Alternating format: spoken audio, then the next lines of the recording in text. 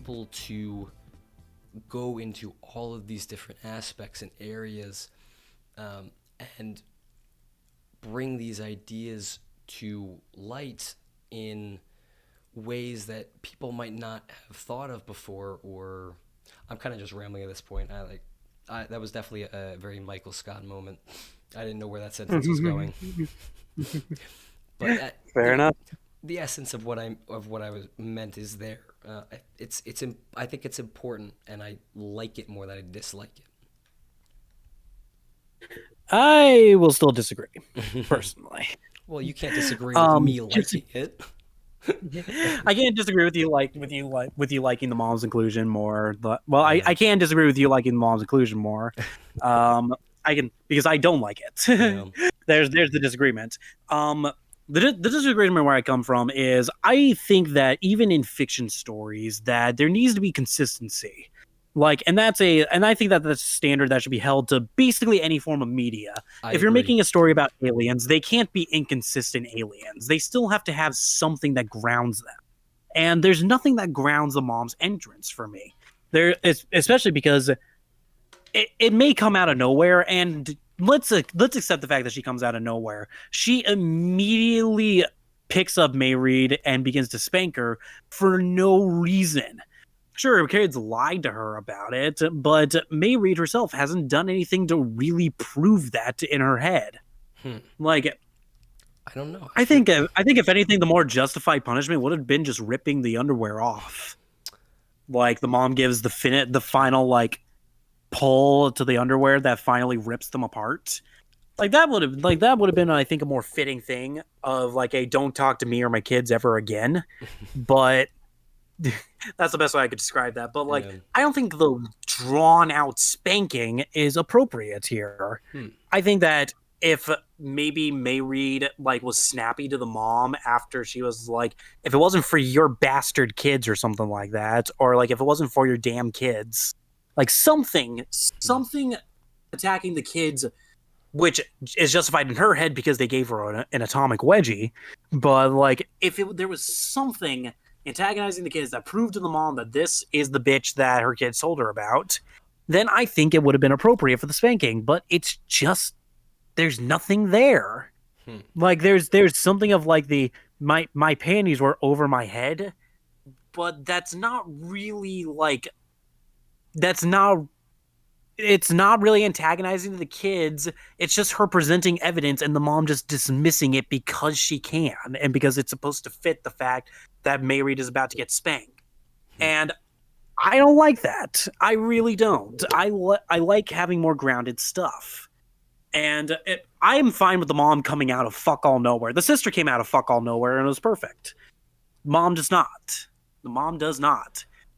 And just to make sure I'm not biased against spanking, um, the the Mairead does have a line that says, "Then both of you have a serious attitude problem." That prompts the sister retaliating, and it's perfect. the Hmm.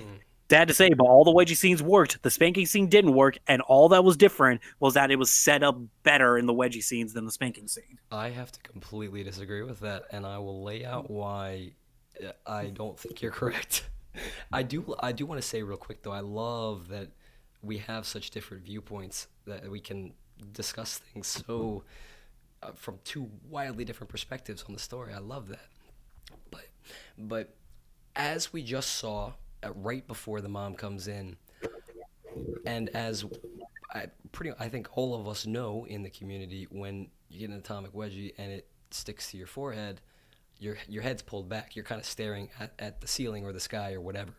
So maybe she might have heard the mom coming, but she's so distracted by the absolute degradation that she's just suffered, the humiliation, and she's not focusing on anything else. She's been her pride and ego is destroyed at this point, and so she's not she has no focus whatsoever for the outside world, and so she only recognizes that the mom is there when she physically feels the mom pick her up and lay her over her knee. I Well, I that doesn't really address my point at all. well, I was addressing something small Like that you brought up, it says but it comes out of nowhere. I did say it comes out of nowhere. I also said the sister came out of nowhere. Like yeah, my point was that the sister had like Mairead gave reason for why the punishment happened. The mom hmm. has no reason to deliver punishment. I I guess it's just I wonder if it's just a matter of looking like what type of realism the story takes place in. So I think I might just do that segment right now. The first time I'm doing it so early in the episode as opposed to at the very end, basically. But um, fuck, there's like the fourth thought. Um, Mm-hmm.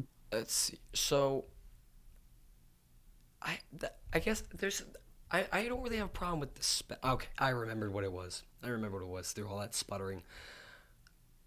I think a small portion of why it doesn't I didn't really pick up on. I mean, I see what you're saying, that it is really kind of undeserved. But have you ever read I Could Change Her by Siseda? Which one? I Could Change Her. Like a changer? No, No, I Could Change Her. It's his I could change her. yeah, yeah. I don't think I have yet. I hope somebody does so I can discuss it with them. I've been wanting to since I got done with Mm-hmm. it like 2 years ago, whenever. But that story, I guess that really that novel, it's like 200, 300 pages, something like that. That novel, that details going too far. It details going way too far. So I guess a small portion of it is that I'm not really phased by this, and I'm kind of also just going along for the ride. I'm just enjoying what's happening. Um, I'm not really the. I guess I'm not really the. I guess this part really isn't my favorite. I'm not the biggest fan of how it happens, but I'm not really worried about the what's the word, um, the minutia of of why it's happening and how it's happening, if it really makes sense or not, because yeah. When was have you ever seen just a rant? Have you ever seen a woman get an atomic wedgie in a public park by two kids who are just super bitchy and they had horrible attitudes? Have you ever seen that?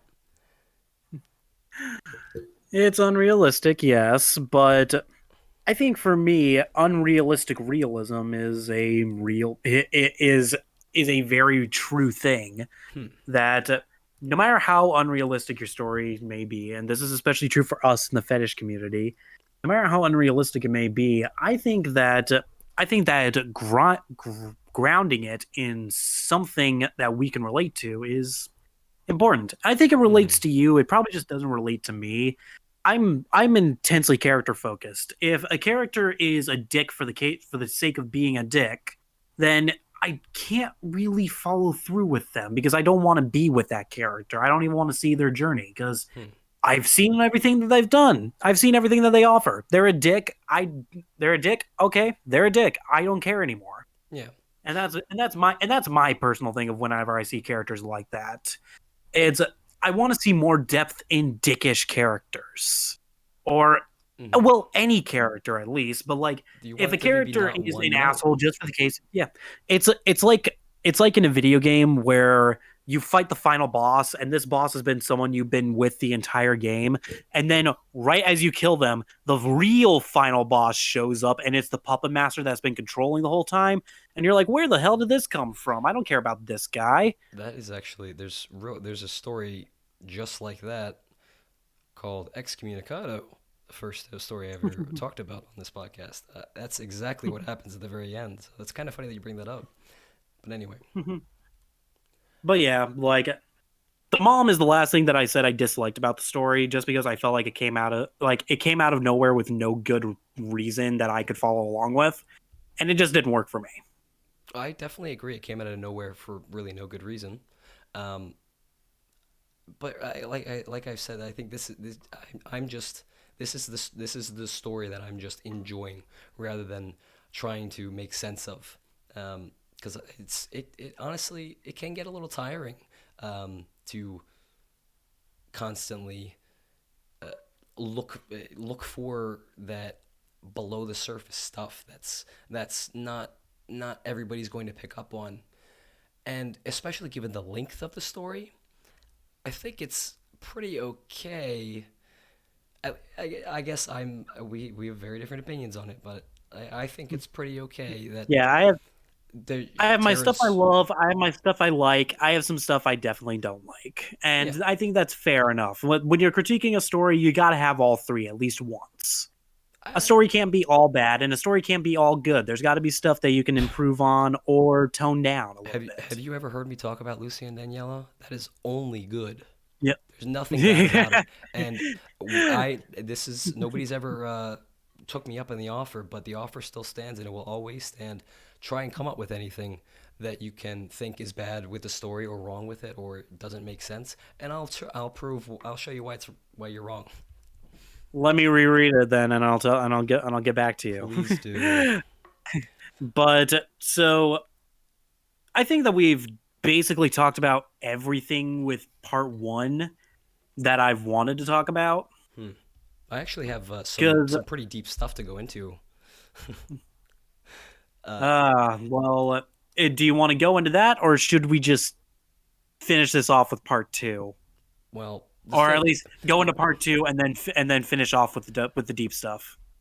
the thing with it with part two, like for my notes at least, is it's there's only like two or three. I didn't really put much down for him. Yeah, I've got a single paragraph Okay, that so describes everything I feel about part two. let's just get that out of the way then. So actually, the um, before the second part, uh, while this is a show about writing and literature, I did want to briefly highlight the fact that there is art for the story, and it's actually viewable directly on Lucky Fetish rather than going to another site. All that emphasis I just gave is extremely important. I don't believe a single other story on the board has artwork directly viewable in the same thread as a story rather than just linking to a DA or something. It's pretty cool. Writing writing is absolutely an art of its own, and we've had plenty of stories show us why that's the case. So is there a purpose or role art like this can fill in writing? Yes, yes, in fact, because I do it on DA all the time. Yes, in fact. Um, yeah, art just nicely conveys characters. Hmm, It's always comfortable having an illustration of a character. interesting. Like it gives you a much better viewpoint. It gives you a much better view of what the character looks like, how they sort of present themselves, and plus it's always nice seeing a visual wedgie. I agree with that absolutely. But I honestly do maybe like to like just the smallest bit more I enjoy when there's not art and I can take what the scant detail that should have that's how it should be. It's very scant detail that the writer gives us and sort of create my own version of the character in my head. Um, like once like if you read a book and then it's made into a movie, you go see the movie. It's now forever. That's what that character looks like, as opposed to before. You might have had your own idea of what they looked like, and I feel like you lose a little bit of engagement with the story. Um, I on the other hand, though, it absolutely does increase the enjoyment, and I absolutely agree with what you said. Hmm. Um. All right. So, I mean, I think the art is fine. I'm not the biggest fan of Mayread's face Really? personally, but I don't know. Hmm. Maybe it's just because this is black and white, and I kind of wish it was colored in. Interesting. What's actually Big. the interesting thing about it is that it's not just black and white, but it's also I don't know what you'd call this technique. It's what they used to it's what they used to do in like newspaper comics and old Gradient? art. Yeah, probably where it's just like a bunch of little dots to look like to help outline that it looks like this is. I think it was supposed to be save on color, to save on color, or way back in the day, and then it just kind of became the standard practice, kind of a style of its own. But really, except for the fingers on Mairead's left hand being spaced really weirdly, I think it's a really good piece. Like it's really well done. It's drawn really. It actually looks like a real person, and there isn't a watermark or anything. So it leads me to believe Terra created it, which is wonderful. And I hope they make a Oh, return. that's cool. Yeah, I mean, I don't know if that's the case, but I'm holding out hope that that is. And it seems to be. I mean, It's the amazing. closest this style looks like is Killer WC, but he always signs his stuff, This is so I know absolutely this isn't not him. that I know this is not his style. I knew it right away. I know his style. Yeah, he's always got taller character designs, That's so true. that was that was the reason why I thought it was initially him, and then I saw Hmm. no watermark. I'm like, oh, this isn't him. Yeah. So what's up? Like Yeah. this is probably him. This is probably yeah this is probably Terra, Yeah. and I like that. I like artists that draw art for their own stories. Yeah. Like two that come to mind: Chaos Recon and Sorry 12. I think we need more people like that. If like I guess you can't. You can. I guess you can get better at drawing or writing if you're one or the other. But if there are people out there who legitimately enjoy making art and writing stories, do both. You're number one. Your audience is gonna go way big. It's gonna grow fast. Uh, Art for some reason, everybody loves Oh art. yeah, Um, everybody loves art. but like you said, JCCW, it does increase the enjoyment quite a bit because you're one thing that I've always loved. One thing I always loved. One of my favorite things about the Harry Potter series, the Inherent Cycle, and those like these massive novels are the tiny little pictures above the chapter number or the chapter title. Just those Yeah, tiny little things to that's set the always so scene. nice. It kind of when there's art with the story, it sort of feels like that, but to a like kind of blown up, so you can see a lot more of it than just a tiny little rectangular square or whatever. But it is very reminiscent of that to me, and so please, people make art. I'm not going to because I can't draw for fucking shit. But if you can, Same here. if you can, please go. Please add more to the community. It's a really awesome thing to see when people are able to be multi-talented. Honestly, I thought the second part was a considerable step down from the quality of the first part, which is kind of funny. Agreed. I guess I can't finish the sentence that I said because it's exactly it builds on what I was planning to say before, but um, I can still hear the dialogue in my head naturally, but without any actual understanding of why the conflict is happening beyond she started a fight online, probably. I don't have that same initial investment I did originally. If this were to be continued, it might be different, and then Tara could explain to some degree who the wedgie wielding witches are and why they're so vindictive that they need to attack her in person. But really, unless Tara was planning on some kind of massive twist to the character, Mairead she was shelved super fast into just another wedgie girl, and there wasn't anything interesting about her anymore. That was how I felt I about don't it. even know if we could call her a wedgie girl in this one. Yeah, like I don't yeah, a tickle girl. It It yeah, it turned into a tickling fetish, and I was constant like I'm used to fetish stories in the mhm, community, drawing in other fetishes, but then I'm expecting a wedgie afterwards, and it happens at the very fucking end, mhm, and it makes me sad because I don't even know how it happened. yeah. The description of this wedgie is so bad. I don't even know how it happened. I was like rereading it. It's like, okay, how did the vacuum get to her underwear? Like, I was constantly like trying to Yep. visualize it in my head, and I just couldn't do it. Yeah. And it This is when the pissed me story felt, off. yeah, like how you felt about the mom coming in. This is how I felt about the vacuum. This was going too far. It was stretching my. It was what's the phrase? How do you say it? Um, my suspension of disbelief was stretched a little too far with that. Like the vacuum would have just fallen to the ground rather than being stuck in our underwear and constantly being it didn't feel like it was even sitting on the ground at all. It was just floating in the air, pulling on our underwear for some reason.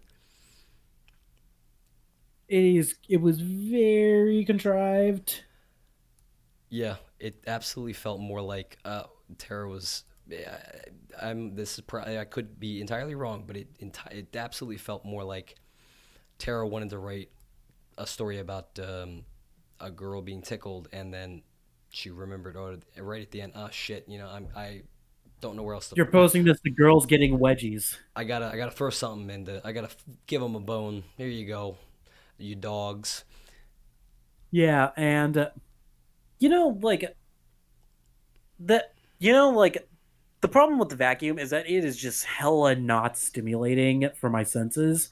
For stuff like the pulling up the dress in the first story, that just works so damn well. Mm-hmm. It works so damn well, like to stimulate me. It gets me really going. It gets me up and ready for like the wedgie to start. The vacuum does not at all. Like I think the pain of the wedgie is like still conveyed decently well, like in the description of how it goes up her ass and stuff. Yeah. But that's now that just seems like it's well, I mean, I think it's just natural for him to write good for that stuff, which means I'm expecting a little bit more than that. Yeah. And yeah, this is a disappointing part too. Mm-hmm. I think as I said, I thought her dialogue was better. I sort of liked how this story didn't need to set up her shtick again. Mm-hmm. Like it didn't really need to set up that she's cocky and gets herself into shit into trouble she shouldn't have to again. Like I like that she didn't like none of that had to get explained. But man, I feel just I want there to be more explained. Mm-hmm. And like as somebody who specializes in short stories, I think explaining stuff is extremely important, and especially in that format. You Mm-hmm. have so little time, so you gotta sell yourself. Yeah. And this does not do it well. And that actually reminds me of I think one of the thoughts I forgot earlier. So you said something about fluff being you can have some fluff as long as it's good. Yep. And I can't agree with that, especially in a short story where as you just said, you're so limited on space. You have to make it. You have to make it the best it can be. Yeah, You I can't have said any. it You like can't as have any used fat. for a purpose. Like I said like if used for a purpose, sort of like if it's used to lead into a specific character moment, then I think it's good fluff because that makes for good pacing. But if there's any, my opinion is that if there's any fluff, the pacing is wonky. It's not consistent. I don't think there should be any fat on it at all. It should be entire. It should be meat and bones. It should be the best stuff that you have. If you can even think of it as fluff or even view it in the same boundary as fluff, it, in my opinion, then it's unnecessary, and you should either put something else there that actually is meaningful to the story and puts some more characterization or puts some more weight in the story or does something actually meaningful.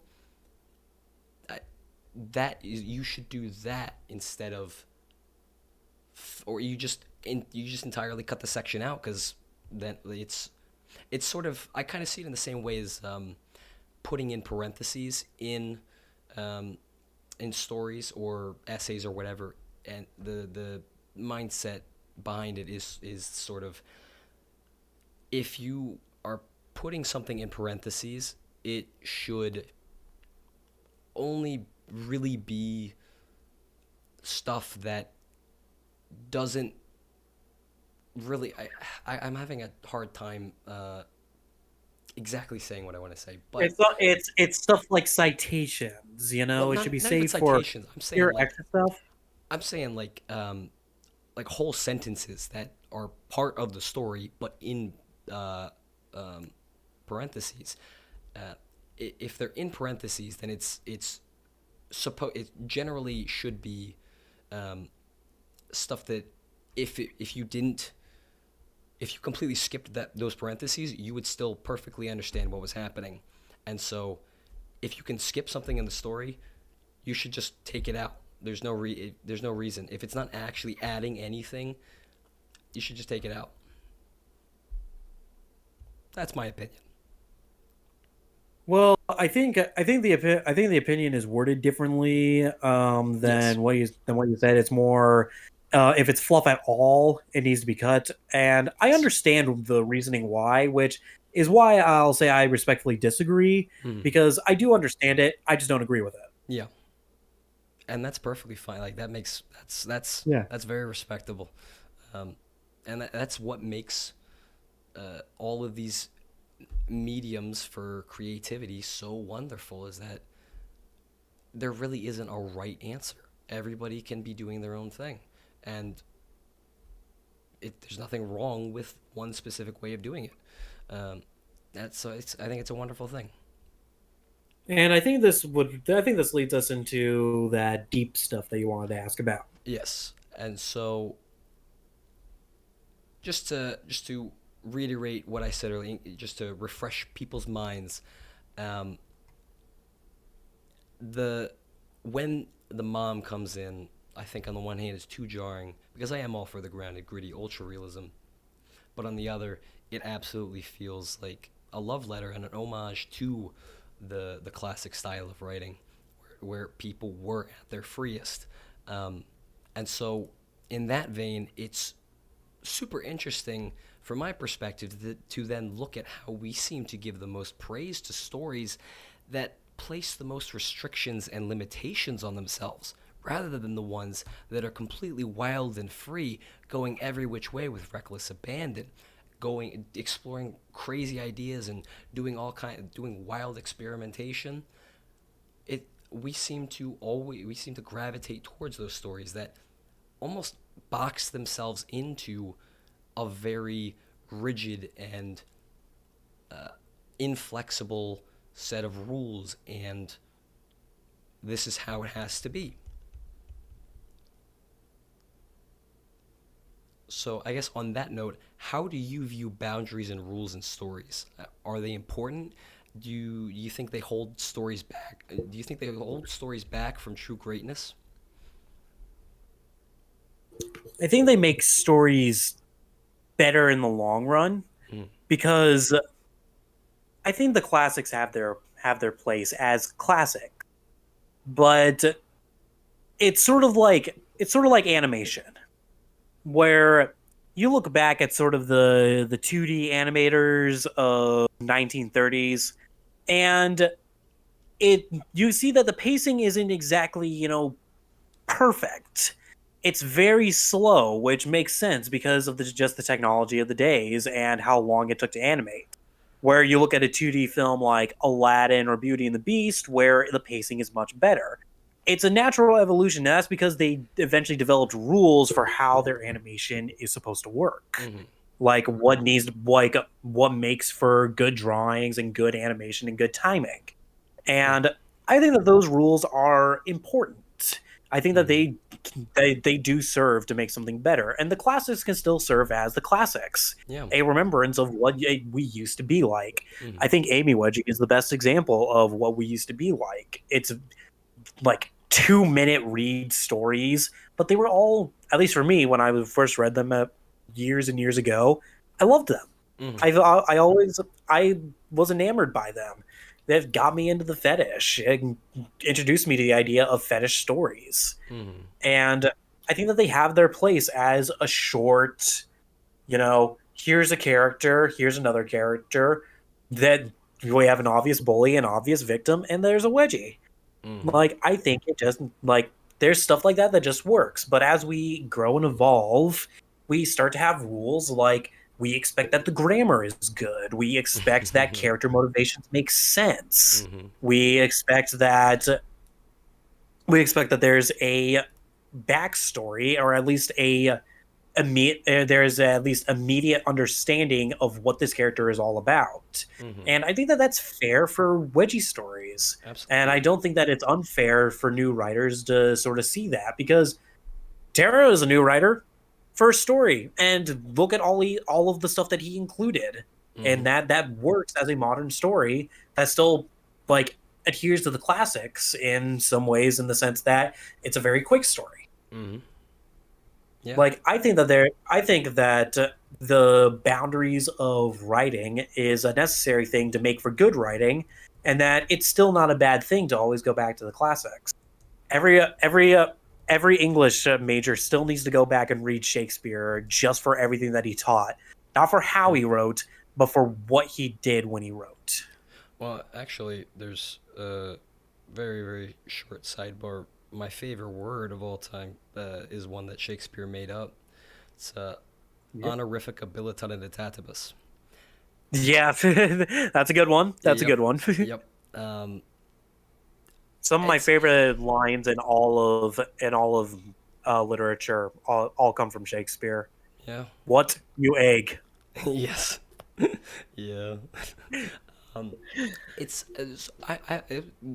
I'm really glad that you brought up um, the how you view the pacing has gotten better from in your example, like the old animation in 1930s to Aladdin and the 90s and that kind of thing. I I wonder how much of that is just the culture time period that you grew up in, that you have that mindset and you see older animation in the way that you do. I would absolutely be have no surprise if maybe not like the way that we at like rip apart stories trying to find every little ounce of indirect detail and characterization and whatnot that we do now, but I wonder how much of how you feel about the modern animation is how they felt about it back then. It could be. Um, like it's not just like going from the 30s to the 90s, even the 30s to the 50s. You can see the radical change in how animation started to pace itself. Hmm. Like you went from black and white rubber hose like Popeye and the original Disney Yep. cartoons, Yeah. to stuff like um, Pinocchio, the Looney Tunes, Tom and Jerry. Tom and Jerry. Hmm. Yeah. And you started to see how the pacing evolved, and there was eventually became rules with that. Hmm. And Well, Tom and Jerry uh, Looney Tunes. There's not really any kind of rules there, but I yeah, get I what you're mean, saying. I get what you're fast paced. The characters are always moving. saying. Hmm. There's always something going on in the animation sphere. They're always the No most dead intelligent weight, in the room. essentially. Yeah, literally. But yeah, like Um, in terms of the question that you asked, like whether or not people thought that way, I'm not sure. I'm not sure if anybody in the classics of like the wedgie fetish, at least on the DA part of it, thought about what stories used to be like, because there weren't any. Hmm. Like there weren't any to think about. This was the pioneer age for wedgie stories. I Like it's a lot of people threw stuff at the wall and saw what worked. At least on the DA space, that was sort of what it felt like. That's exactly Like what we had happened to Amy Monkey Wedgie. Fetish. Yeah, yeah, we had Amy Wedgie, which was basically the queen, Hmm. and then the rest of us who all just tried stuff. I didn't try anything back then. I just watched it happen. But Hmm. I saw people try stuff. Like I think there were some people who were trying to emulate what Amy Wedgie did, but just didn't get there. Hmm. I think Magni was the best person out of that pioneer age, or at least the most successful out of that pioneer age. Yeah, interesting. So, as someone who did not grow up and come up on DA, can you give some examples of what the DA community sees as their classics. Is I mean, we have Yeah, like LF has Luckily Unlucky, Sore Winner, everything that Nicely Done is done, and so many other things. What does DA have? not a whole lot of very nameable stuff. Hmm. And what I mean by that is there's a lot of stories that are just like Wedgie story or Girl Wedgie, Hmm. and like that those are like the titles of the stuff. So it's not easy to remember them, but a lot of classic stories are just like a girl is walking down the street and a person comes up and wedgies her. That sounds familiar. That's basically that describes like half of Amy Wedgie's stuff. Hmm. Um, there was also like a whole pioneer of just like quote unquote true stories. Yes, of course, Um, of course. yeah, of course, but like those are still pretty rare. Hmm. I think around this time, like Cicetto, I think was a part of both Lucky Fetish and DA, Yeah, he moved. He and started in 2012 around there on Lucky Fetish, and then he yeah, moved to DA. in, including characters like Erica was a huge thing in Yeah. stories. Cross referencing characters in Mm. each Wedgie story was sort of a huge thing. Yeah. Um, but it's hard to find many pioneers of the age because um, either they've moved on or their stories just weren't memorable. I think the other I think the only other thing that was like something to note about the Pioneer Age is that this was at the time where Friendship is Magic was really huge. So there were a lot of bronies getting in on this, Mm-hmm.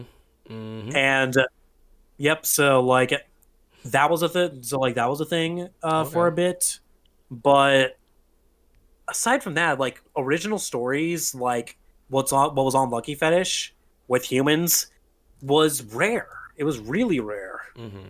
and but as I said, Magni was probably the person to come out of the Pioneer Age the most successful, Mm-hmm. and his original I'd say a lot of his original stories were just sort of what the classics were, where it was like him telling some of the stories that he's personally experienced. Supposedly, I don't know. I'll trust him at his word because he's a good dude. But aside from aside from that, like his most popular stories were the locker Mm. room stories, Yeah. which were short to the point. A girl in a locker room gets wedgie by other girls in the locker room. Hmm. Works perfectly. Yeah. And that was those were the classics on DA. That's Very short, okay. to the point. Hmm. It took all of the guys coming from Lucky Fetish to come over here to the point where DA started to gain some ground. You're welcome.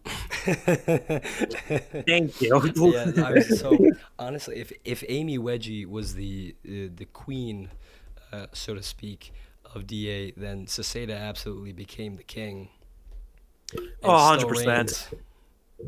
Yeah, his art and stories are still superb.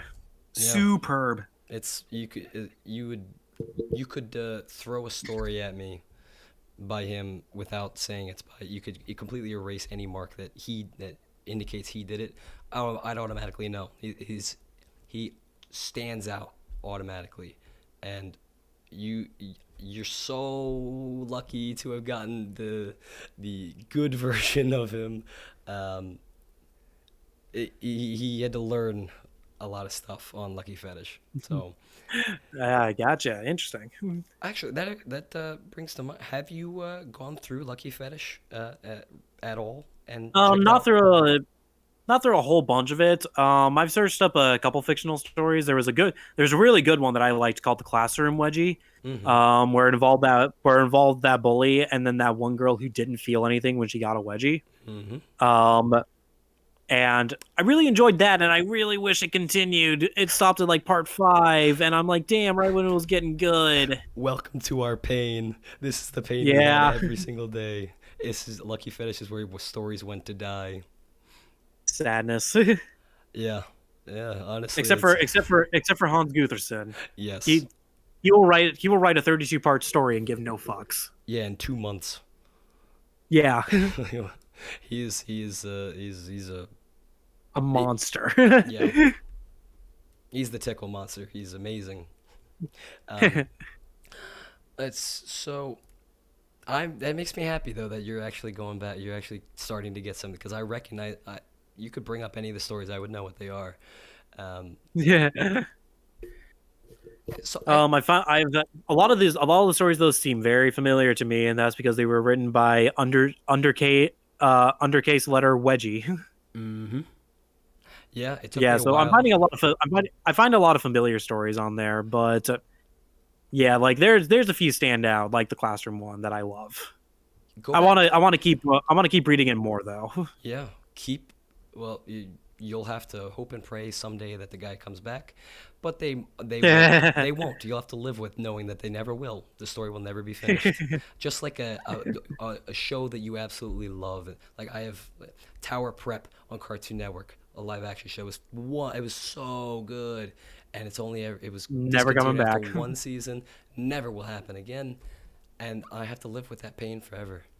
It's the worst. It's just something you get used to. But then you balance that out with stories like Luckily Unlucky, Sore Winner, Feeling the Fire Until It Burns, Blood Money, 3, all these. Oh, you keep going further back. You will find so much good stuff.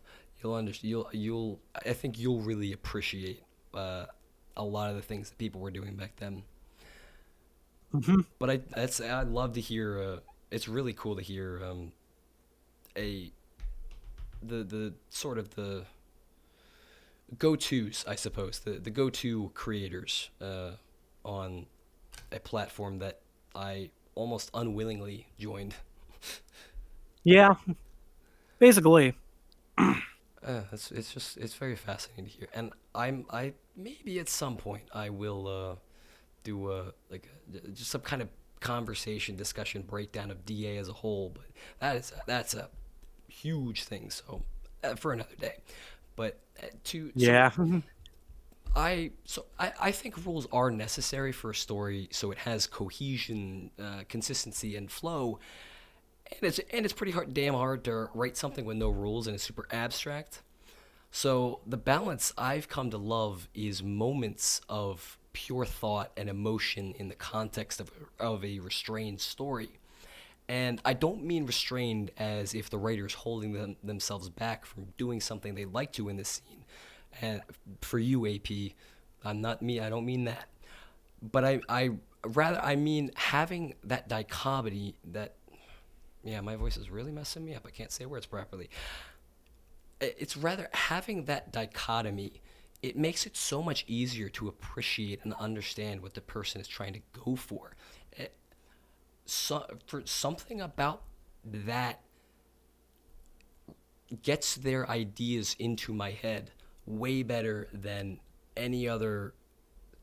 I don't know. It's not really a style of writing. It's not really a format. I don't know what you'd call it. That way of writing, I guess. I don't know what the proper term is for it, but I think that is the best way to do it, and it is a hell of a lot of fun trying to do super abstract and um, lawless sections of a story. I had a lot of fun doing that with parts of Fortunate Events, but it's I don't think it's a type of writing that you can build an entire piece of literature on. Does that make sense? I mean, sort of, yeah. Okay. Like, it's not best to use it's best not to use like a story template No. when Yes, absolutely. when writing, because I think the only time when a template is needed is that so you know the basics, and so you know how not like where and when you can diverge from the norm. I Because it's necessary to see stuff like an introduction, a rising action, a climax, a falling action. Like that's natural stuff, a but climax. it's nice to see where you can like but it's up to you to decide where all of that happens, Mm-hmm. and like knowledge is how you become a master. And it's good to know all the knowledge you can so you can know what works and what doesn't. Well, I really, I think knowledge does play a part in it. It's a big part of it, but I think the thing that really cements you as a master is just doing it.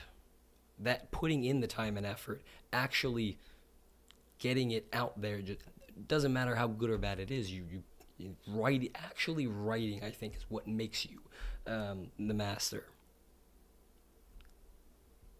I'll agree. I'll definitely agree.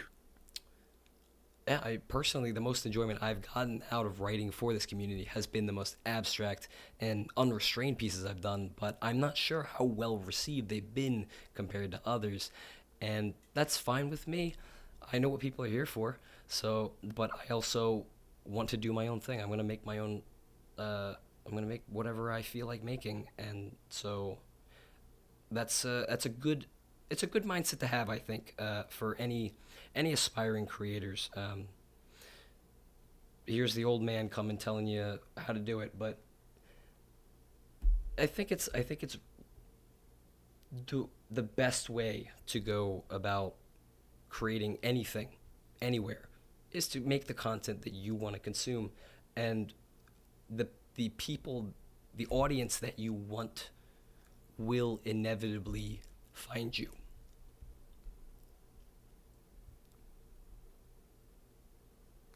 Yeah, I think I can agree with that. Mhm. Okay. Uh, I'm curious if you think this is one story with two parts, or two kind of separate entries in the life of Mairead. Um, I would say that this is. I'd say this is. I'd say this is two different stories. The first Hmm. story is of Mayread. The second story is of Mayread with a I would say probably a Mayread in a different dimension. Hmm. Because I don't think that these two Mayreads are the same at all. How how do you feel about mainly me? main, How do Mainly you? because the Oh. two stories are so radically different quality that I cannot accept these two Mayreads as the same. So how do you feel about me describing it this way then? The second section, the continuation of the story, is a caricature of the first. Yeah, that's fair. That's a fair one. That's a fair description of it. I would probably also call it a Hollywood sequel, where it completely misses the mark on what the original Hmm. was and Interesting. why it was so special. Okay. Yeah, I mean, I And that's true. shoved in fan service to the original at the very last second, Yeah. almost. Yeah, like it's the requirement. We need it there, but we don't really want it there. It's Yeah, yeah, that makes basically. sense. I like that. I like that. That is so common too. They that Hollywood execs take this wonderful idea and story and they absolutely butcher it. That was a very astute observation. Very well said. I like that. Yep. It's it's what I said already. The second part is disappointing.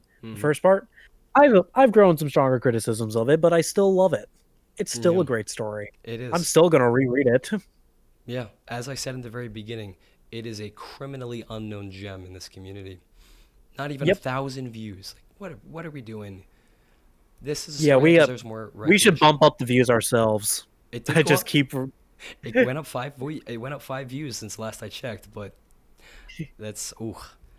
So now still deserves so much more. to go into my one and only segment on the show. When discussing realism in stories, I have a question I like to pose. And so, out of the four Earths I'm about to describe, which do you believe Mayread's misery falls under? So, we have realistic Earth, where Earth is normal as we live it every day. Alternate Earth, where Earth is changed to some degree, mainly focusing on wedgies. Idealistic Earth, where Earth is changed to fit the desires of the wedgie community or some aspect of it, depending on the writer. Or fantastical Earth, where Earth is changed to be unrecognizable, like Lord of the Rings and Dungeons and Dragons. And it can also be a mix of those four. It could change between them, or it could be none at all, and it could be something entirely different. I could be completely wrong about everything I just said, but I'm curious which you What was believe. the what was the second Earth again? alternate, where Earth has changed to Alternate. some Okay. degree, mainly focusing on wedgies. So I'm going to say that the second story falls under idealistic Earth, where the story changes to fit the whims of the writer. Yes. And the first story falls under alternate Earth, Hmm. where it focuses mainly around wedgies, but is still just similar enough to our world, having references to Catholicism and Mm. Twitter, Yeah. to the point where it's clearly meant to be our world, but we're living in wedgies. Yeah. So I see the both parts as being idealistic, because as I said before, I mean, it's not like you can just go to a public park and see a 27-year-old get an atomic wedgie. I It's mean, something you have to yeah, but pay. that's why the alternate Earth is a thing. It's so that we can have our wedgies, but it's still just Earth. So I guess my sort of understanding between the two is where alternate Earth mainly focuses on the wedgies. It's still a a situation that might be able to that could actually happen, in the real world. Like I Yeah, think there's of no way this story is going to happen. I think of like, feeling the fire until it burns and blood money. Those two stories happen behind closed doors, so it could very realistically those things could happen. We just don't see it because it's in private. That to me is alternate Earth, and the entire story is focused on those wedgies and those sexual interactions. Whereas idealistic is now, yeah, you can go to the park, you can see in public a random woman get an atomic wedgie by two teenagers, basically two almost adults. It, it that's that's kind of where I see it, but I do like your take on it as well. So. taking your taking your what's the word? Taking your interpretation of it, I'd probably agree with that. Mm, That would be an idealistic Earth. I think it was how I just interpreted the idea of alternate Earth mm, immediately. mm. And there's nothing wrong with that. That's I mean, I do. That's why I provide. That's why I like to say the how I define them. But I haven't changed them in a while because I haven't found any way to make them more specific or better. But it's something I'm always looking for, is if something comes along better. But I think it does. It can entirely be. It's entirely up to the person's interpretation. These are just uh, suggestions of potential things that it could be, where it doesn't even cover zero point zero zero repeating 1% of the actual possibilities. Yeah, yeah, I'd agree with that. So Like, I'll probably agree and take that interpretation because I think that that's a good interpretation of it. please do spread it Yeah, I think around. that was a very yeah, I think it's a good interpretation. So Oh, I'll keep it, well, thank and you. I'll say that yeah, I'd say yes, to the idea that I'll say yes to the idea that this probably takes place in idealistic Earth, Mm, especially with how many extra kinks go into this, like the hmm. spanking and the tickling. Yeah. And it's kind of funny because Hans was the one in a very similar vein of discussion. He brought up how Quentin Tarantino has allegedly, supposedly, in wiggled in his foot fetish, if he even has one, to his movies. So it's interesting. It's like a what it's kind of how we'd want the world to be. Like I would love to be in any of these stories. It'd be wonderful. That's a I mean, I theorize that there is somebody with a wedgie fetish on the writing team of Cobra Kai. Okay, so I'm gonna have to edit that out because I just had to quick say something to somebody. Oh, So did you not hear that or yeah, so I'll cut it here, and so say what you just said again, and I'll cut it here. yeah, like I theorize that somebody on the writing team of Cobra Kai has a wedgie fetish. Yeah, there's because just got to be something. not only for the one wedgie scene, but for all of the times like a wedgie has been mentioned. And just how Like intense they get. there's a good few wedgie mentions. Hmm. So it I think somebody's probably got it. Yeah, and like I mean, you compare the Cobra Kai ones to like Scary Movie, very over the top, supposed to be very comedic, um, whereas these are very intense and emotional, Personal. personal. Yes, personal. Um, and so there'd be no doubt, it would be absolutely no surprise from me if there was some kind of an actual interest from somebody, and we'll forever be grateful to that person for doing it for us. So But anyways, yeah, I think is that everything? I have a couple closing things. It's just to take a step back away from Mairead's misery. Let's forget about that second part. I absolutely love your April Fool's wedgie stories. They completely took me by surprise. I honestly love when groups of people have these collective jokes, and the commenters, especially on your story, make it way funnier. It's like Oh yeah, 100%. it's like they're providing the punchline to your setup. I love those inside jokes. Yeah, that was when I made that. I'm like, I know what I'm doing here. Hmm. I definitely that was yeah, I liked those. I considered doing a third one, but I was like, if I ever do a third one, I feel like it has to be a legitimate story. And at Hmm. the very end of it, it's like an April Fool's joke or something like that. Like I feel like Cool. I couldn't do like third one again where it's just like a whole bunch of just the word wedgie. I feel like it has to be kind of legitimate.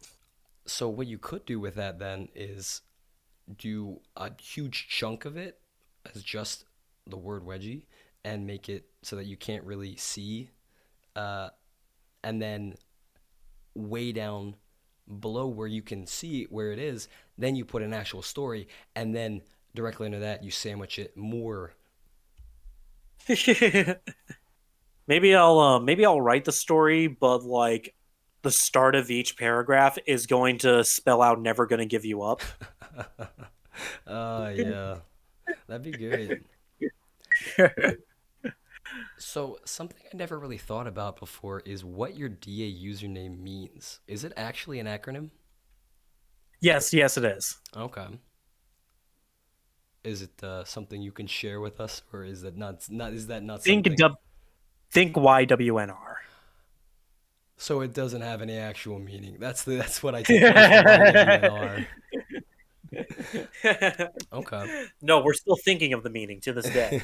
Well, actually, my sort of half joke theory of what it actually is supposed to stand for, YWNR, is you will never realize, and then in parentheses, what this title actually stands for. That's a pretty good one. Yeah. Like Hans asked me the question of what the hell my username means, Uh huh. years ago, because that was the first question he had is what the hell does that mean? I I hope. think it's very ironic that he asked me it because Yeah. of YWNR. Yeah. I did. It's like, yeah, sure, I'll tell you what it means. What does YWNR mean? Yeah. You tell me that. I sincerely hope you were like, well, tell me YWNR first, and then I'll tell you mine. You show me yours, I'll show you mine. Okay. But yeah, not gonna share it here, Yeah. unfortunately. Just another forever mystery, unsolved mystery Yep. in the community. Are there any Speaking of, are there any untapped or not tapped enough areas for the writing community to go in? As I explained before, I asked that question, but I'm curious what you think. I mean, I didn't think of it before, but now that we've mentioned it, religion seems like a fun place to go, or at least religious influence. If it's done well, I'd be so down to see it. Hmm. um, Okay. on a this sound like I don't want to sound like some left wing nut job, but I think more like color in the community would be nice because it's Hmm. nice seeing women, but I'd kind of like to see some black girls or Interesting. deliberate Asians. Okay. Like, like I mean, there's a place for white girls, but we've got so many of them. Like I want to see a little bit of variety in my OCs, man. Hmm. Like I kind of did that with Hana and Sarah. Hana's Japanese, and they have a co-star who's black. Hmm. But that's a that's about as far as like it's gone. And you know, some days where I'm looking at stories and I'm like, you know, what would be nice if if we saw some big black booty. Sounds like Like I don't know if it's just me, but like I'd kind of like to see a little more of that. you're absolutely not alone in that, and it sounds like you should get started on that because you should be making the content you want to see. Uh, Fair enough. Fair enough. I mean, I don't think anybody. I don't know if anybody caught on to it, but the when we did the White Elephant gift exchange a couple years ago, mhm. the characters that I made for, I think it was Jack who I wrote it for. Um, I get both of the characters in that story are black, so Mhm. like If you'd I like started some, a little bit. if you'd like some diversity, try out High Velocity by Dodo Bird. It's That'd the be nice. most. That's the most diverse cast of characters that I've seen in any story. Although I'll tell you what other diversity we need. We actually need more straight relationships because there are too many lesbians. Yes, that is one of the There, absolute as tropes. Eh, as the unwashed Marxist said years ago when he was around, there are so many lesbians that that's just not how the world works. exactly. And I'm Yeah. like, yeah, that's fair. And lesbians are hot, but I think we do need a little bit more. Which is why I've included a few straight relationships in mine, at least I canonical straight. I guess when I think about it, I have one lesbian relationship, but it's I the Yeah, con when I I'm went up, still guilty of like 3 or 4. it's so funny to me that like it's not something you think about, but the this community is flooded with women characters Yep. and lesbian relationships, and in reality, the members of the community, it's all flooded with men and guys. Yep. Like, why are we watching on the sidelines for this stuff? I want to be there doing it, you know? That's almost entirely only Maybe rights. there's something uncomfortable with guys about seeing a guy involved in a wedgie at all. Hmm, I know that's sort of how it is with me, where like if I would watch cartoons as a kid and a wedgie came on and it was a guy doing it, I'd hate it because it really? feels awkward, it feels Okay. wrong to me. Really? But seeing a girl feels a little better. Okay. Feels kind of nice. It feels natural. It feels right. What about in relationships that you've had in your life? Are you have to hire like some woman on Craigslist or something to do it to your No, like partner, or do you that's do it to fine. do No, it yourself? I do. Oh, I do. Oh, I do it to her, but So like do you I weed get to do yourself it out? myself. But it's only behind closed doors because I would die if anybody saw that actually happening. Hmm. I mean, that's perfectly fair. It's a very intimate and private aspect of our lives, so Yeah, no and it fault also there. just feels it always feels like somebody would get the wrong idea about it, or Yeah, at least they think I'm too weird to talk to again, and that sort of fear is always there for me, and I hate it. yeah, and honestly, it's kind of an unfounded fear for so many people. Very I've been very open with multiple people about my fetish, and they don't really care. It's kind of funny um, how much in a it's not really like a ha way, but how much we build up how huge and crazy and wild this thing that we have is when, especially if you're like trying to say what it is you're into to your partner, and they're starting to think like, oh my god, is he into like shitting in my mouth, or like is he gonna chop my head off and throat fuck me like this, and then you say like, oh, I'm into wedges. You're like, wait, that's it? Why'd you make such a big deal Yeah, about it? It's crazy. yeah, that's literally how like everybody I've ever like told my fetish to reacts. Is like that's it. Yeah. They never think it's that big of a deal, and like that's something I've tried to like encourage to a lot of people in the community where they ask like, "How do you tell your partner about it?" I'm like, "You tell your partner about it because they're not going to care." Yeah, and I mean, obviously, you don't like stop them on the subway and shout like, "Hey, I like this thing," but you Yeah, because find that's you, because you that because yeah, that's just kind of dumb. yeah, But but you find a if good you're spot. just if you're in a relationship, it's perfectly fine. Yeah, it's healthy, and you should do it. Communicate with your partner what helps you get off. It's the Hmm. only way. Communication is the only way relationships work. People, believe it or As not. long as long as you aren't constantly hounding them for wedgie pictures and stuff, I think you're fine talking to your significant other about your fetish. Yeah, I think most of the people who would do that to a woman in real life have worked it out of their system online to people that they don't know. Yep, basically. Yeah. I did want to. So there's two things I did want to tread back on is just real fast is that the in religion I think more than just there can be lighthearted and funny and positive stories. I think you can get really deep and insightful, and really explore. I feel like you might even this might be the area in religion of where we might be able to go the furthest we've ever gone psychologically, because religion is so entrenched in people for millennia, and somehow we've never gone into it, but it's such an ever-present thing. There's so much we could do with it, so I applaud you for just for figuring out a new avenue to go in. And I did like that you brought up our Secret Santa white elephant, because incidentally, for people who weren't aware or just never read my story, mine was for JCCW. Um, Yep, and I loved it. I loved it. yeah, I purposely went in a very different style than I normally would.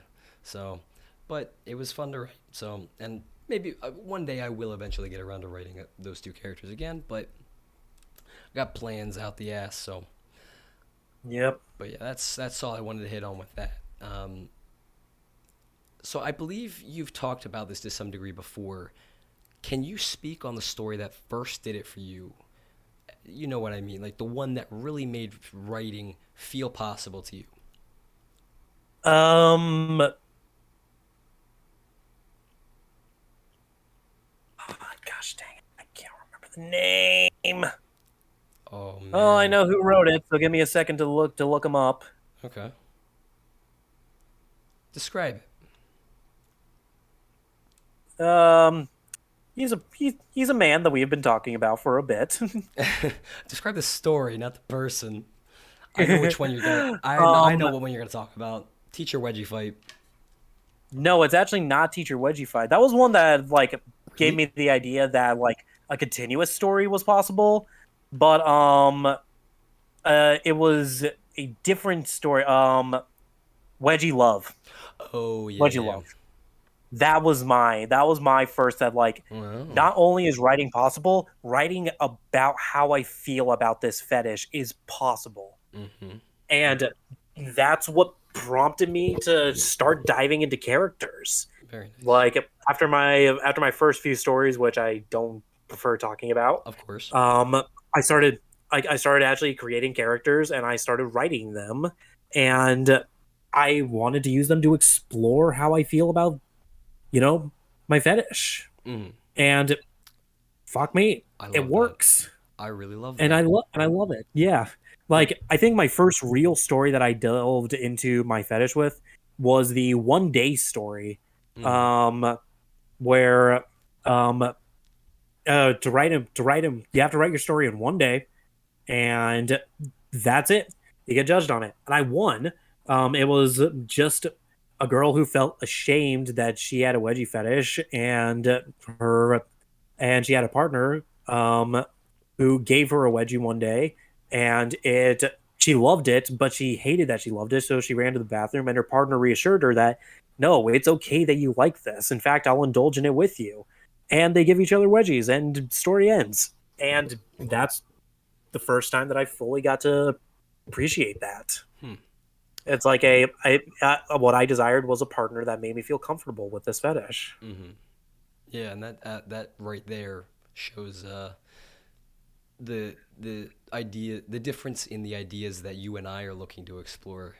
'Cause I absolutely Mhm. would have made it a very dark ending. But I absolutely love that you brought up that you use your characters to sort of explore ideas that you are trying to figure out about yourself. That is wonderful, and that is what I do as well. But the ideas that I go for are much darker and not suited for younger audiences. So Fair enough. Fair enough. I think that's a wonderful. I loved how you said it, and I think it's something that's therapeutic and really can help you work through things that you encounter in life, issues you have in the form of something that's so intimately personal and brings you so much happiness, joy, and pleasure. That like that is what a wonderful pairing.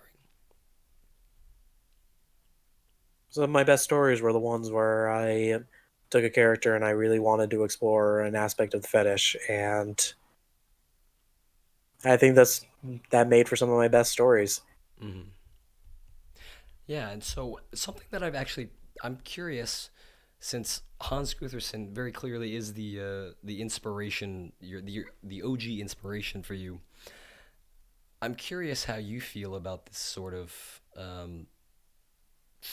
I guess I don't know exactly what the right word would be, but I've sort of I've come across a very clear theme from reading so many of his stories is he takes this fetish and he puts it into um, crazy scenarios that you wouldn't normally think would have uh, this fetish in it, and he explores how it can those situations can not only be uh, it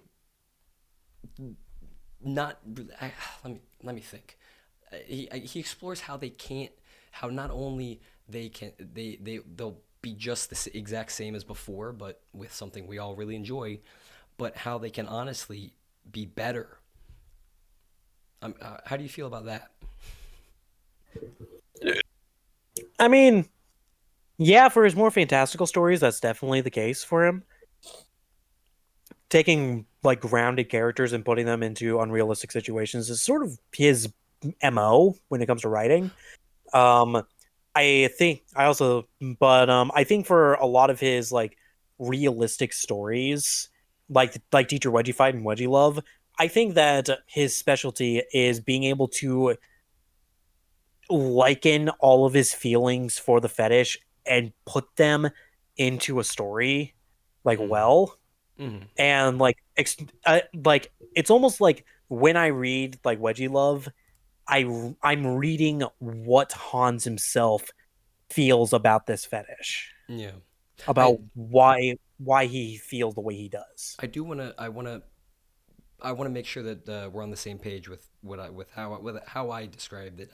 So I didn't mean uh, realistic characters in fantastical settings, just taking settings that we wouldn't think uh, wedgies would happen in, and then putting them in there and seeing what happens.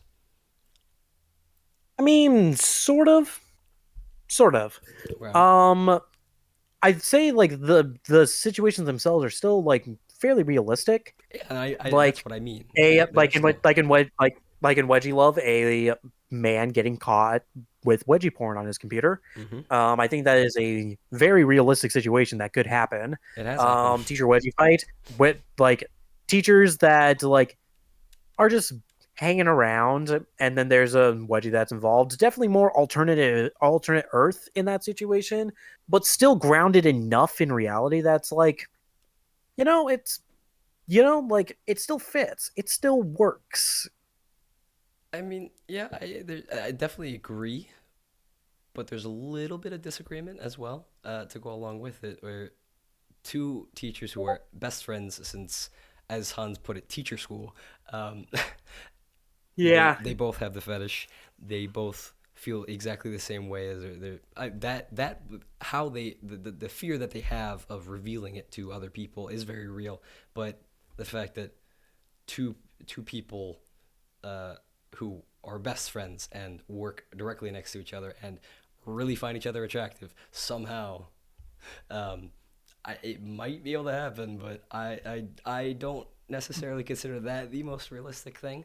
But that is the beauty of Hans Gutherson, is that I guess one of the beauties of Hans Gutherson is that he's able to weave in and out of all these different styles of realism without ever breaking immersion or making it feel like it's jarring or anything like that. It always feels very natural.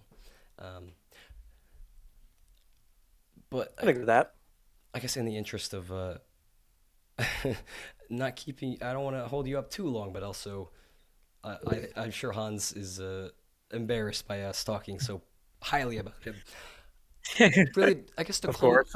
to close out the podcast, I'll end it with the biggest question I've asked all day. Why do we try to find me? Why do we? Let me try and say it without my voice messing me up. Why do we try to find meaning in this fetish and our work? And why is it important to do that? For me, it's because it means something about me. Mm-hmm. Like, it may sound like selfish in just the wording that I have, but I have for it. But I take ownership in this fetish. It's mine. Like, Absolutely. I can't like. It's been mine since I've been about 6 years old. I can't help that I like this stuff. Mm-hmm. It's just been a part of me. So what should I do? I want to find out why I like it. And stories help with that tremendously. And I find out new stuff about what I enjoy in this fetish all the time. I've like like one of the things that I find that I enjoy so much about the fetish is just the interpersonal relationship between the two people involved in it. Mm-hmm. Where if you remember the tournament of wedgies, it was exactly what I argued I know. for so strongly with the normal. Yeah, It's that I that knew feels exactly where you were very going. yeah, it's like I feel it's something that I think can be very personal, very character-esque. It tells Mm-hmm. something about the person, which coincidentally is also what I like about just underwear in general, is it tells something about the person wearing it. Mm-hmm. Like if the person decided to wear a thong that day, like it means that depending on the type of thong, it's either meant to be very sexy or it's meant to just be very wearable in the types of pants that the girl wants to wear. Mm-hmm. Or if she wears big ass granny panties, Mm-hmm. it could mean that she just prioritizes comfort over sexiness, and that means we got to ruin it by pulling it over her head. Well, I have to argue with your use of the word sexy, the way you said it, because to so many of us, that is the sexiest. Um, Yeah, I'm aware of that. A lot, yeah, everyone loves the granny panties. Everyone loves them. yes, me and Hans especially, but Yeah, it's I enjoy pulling them. it's I'll certainly say that. so it really is no surprise then why you hold so much admiration and love for the way Anime Panties describes his character's underwear. No surprise there Yep, then. yep, It's just 100%. full That is personality and 100% the reason. character. So Well, much character in how he does his wedgies and stuff. It's hmm so good. It's so damn good. yes, yes. And if you'd like to hear why they're so damn good, listen to those episodes. Check them out. Um, so, is there anything else that you'd like to discuss? I'll just tell everybody listening to go read Mairead's Misery, the first part, and don't bother reading the second part. Yeah. Well, you hopefully you still have as good of a time if you haven't read it and you've gotten to the end of this. Is there anything you'd like to but promote? um, I can't really promote anything because my writing is so slow. Okay. I just struggle sometimes to write, especially because I Well, don't know what I'm writing half the time. Like yeah. it's a bit of a struggle. I guess I guess thank you for anybody who's still staying with me. I'll try and make something out of it. I have a couple story ideas that I've actually been kind of excited about, so I'll see. I'll see if I'm able to go through with them proper. We'll see. It takes time. Well, let's see here, just a second. I find it kind of funny something you said. Whoever's still here watching me, for all 1,313 watchers, Gosh dang, I that's no don't know small number.